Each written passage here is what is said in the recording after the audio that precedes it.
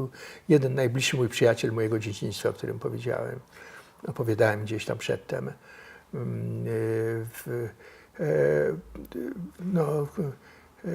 Który dotknął mnie boleśnie, bo wtedy, kiedy mnie wsadzono w 1968 roku, on przez pół roku nie odzywał się do mojej ówczesnej żony.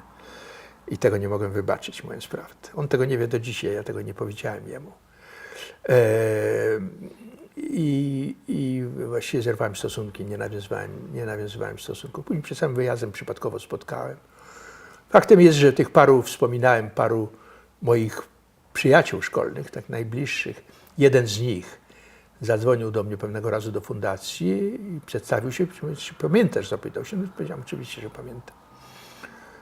My się spotykamy i on tu wymienił dwóch innych przyjaciół moich starych. Czy chciałbyś z nami się spotkać i chciałbyś się dołączyć? Ja powiedziałem, że tak.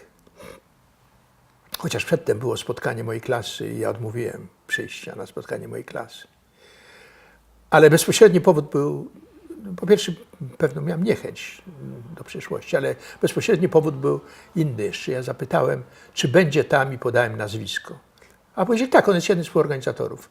Otóż to był facet, którego w moich aktach na pierwszej stronie donos czytałem i który widziałem, jak bił moich przyjaciół przed Bristolem, wtedy, kiedy mówiłem, po dziadach była manifestacja i ja widziałem, że on był wśród ubeków, który tłukł moich przyjaciół.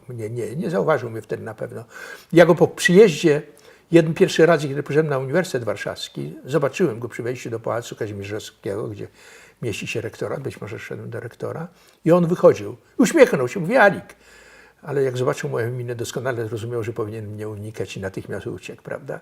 A jak się dowiedziałem, że on jest jednym z organizatorów tego spotkania, prawda, po pół wieku ludzi z mojej klasy, powiedziałem, że nie pójdę. Ale zadzwonili do mnie ten jeden z przyjaciół. Ja poszedłem na to spotkanie, to było dość wstrząsające dla mnie. Oni mnie przeważnie znali, wszyscy chyba, ze względu na to, że w mediach jestem dość często, wobec tego oni mnie widzieli, przynajmniej od czasu do czasu, wobec tego przyzwyczaili się do mojego nowego wyglądu, chociaż rzeczywiście twierdzili, że się nie zmieniłem na przykład, co jest zawsze nieprawdą.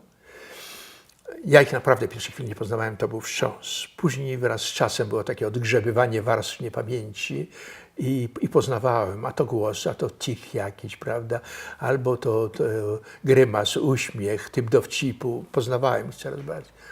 Spotkałem się tylko z jednym, tym, którym właśnie był kiedyś moim najbliższym przyjacielem, prawda. Mówiliśmy się, byliśmy w restauracji.